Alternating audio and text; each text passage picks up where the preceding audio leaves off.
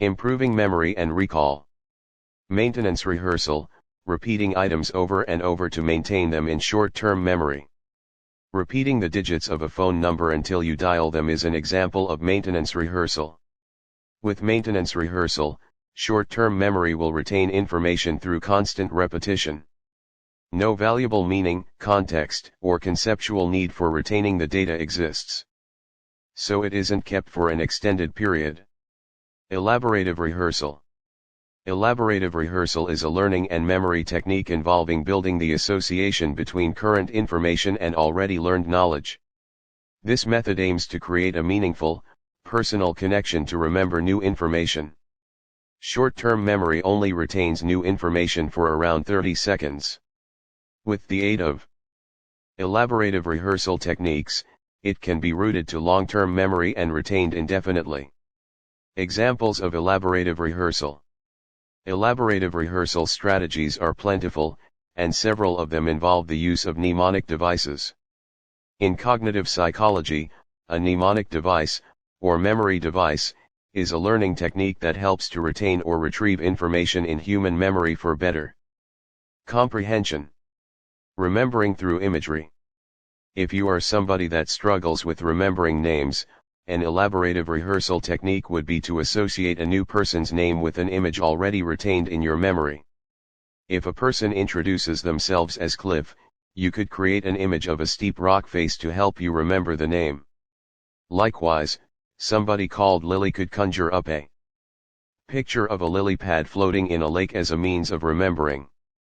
Chunking. Chunking, or grouping, is a way to memorize information when you have a long list to recall. For example, if you're going away on a trip and need to ensure you don't forget to pack something, you can chunk your list by creating subcategories.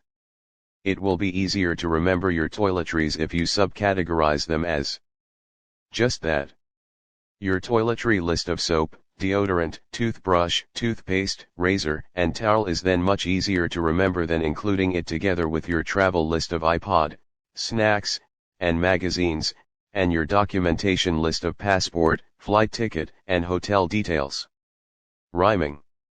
Organizing information through rhyme helps long-term recall and is a typical elaborative rehearsal technique. For example, people's names are often difficult to commit to memory by simply repeating the words using your working memory alone. You can improve memory retention by creating a rhyme using terms already in your more profound understanding. If you connect a problematic word to an everyday experience in your own words, you'll find it much easier to recall at a later stage. Music. Music helps students to memorize learning material.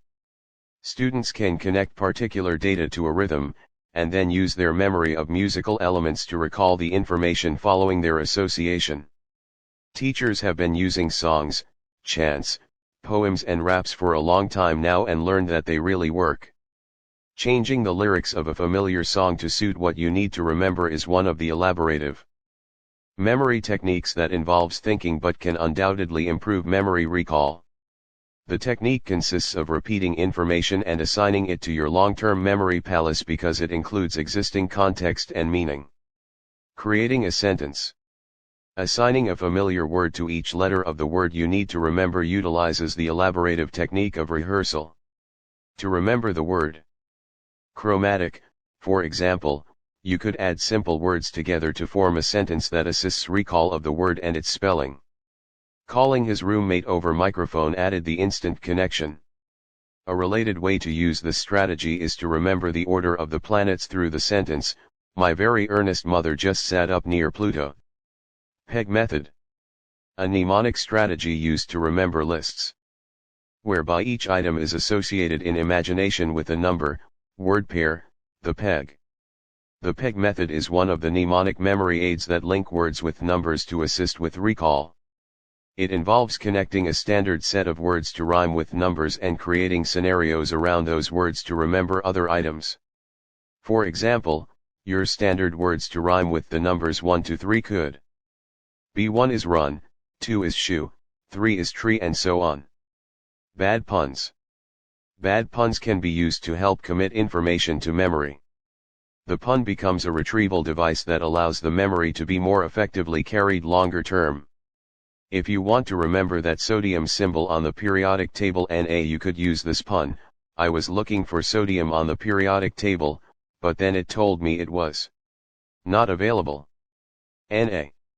Creating analogies. Analogies help to contextualize information because you can draw connections between the new information and prior knowledge you have. I often do this at the beginning of a teaching semester.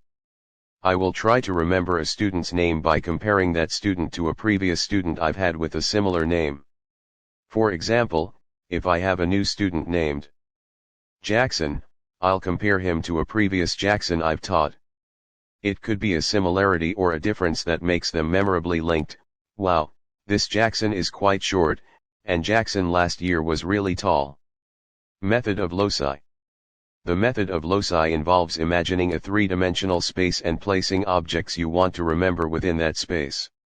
For example, you can think of your childhood home as your space to store your memories. When you have an important memory to maintain, imagine yourself walking in your kitchen and literally placing it on the floor in the middle of the room. When you need to recall that memory, recall where you placed it.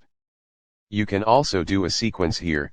For example, if you need to recall a sequence of things, imagine yourself placing each thing in a room from one end of the house. Then, when you need to recall each thing one by one, imagine yourself walking through the house picking up each object room by room. Remembering relationships between numbers. This last one is simply a strategy one have used my whole life, and it's worked quite well. To remember a phone number, or any number, for that matter, I'll try to remember how each number interacts with the previous one. For example, if you want to remember the number 142,745, you would struggle. But you could try to remember it by saying, the first two numbers are 1 and 4, which adds up to 5. The next two numbers are 2 and 7, which adds up to 9. The last two numbers are 4 and 5, which also adds up to 9. So, now instead of just trying to remember each number without context, I can remind myself that there are three sets of numbers that make 5-9-9. This is usually enough to prompt me to remember that it was 1 and 4, then 2 and 7, then 4 and 5. Overlearning. Overlearning is the process of rehearsing a skill even after you no longer improve. Even though you seem to have already learned the skill, you continue to practice at that same level of difficulty. The basic principle of overlearning is that if you do anything over and over again, it becomes part of your long-term memory. SQ3R Strategy. The method was introduced by Francis P. Robinson, an American education philosopher, in his 1946 book Effective Study. SQRRR or SQ3R is a reading comprehension method named for its 5 steps: survey, question, read, recite and review. S for survey and skimming. Q for questioning. R for reading the surveyed material. R for recall. Test yourself. R for reviewing the learned material again and again. Thank you for watching.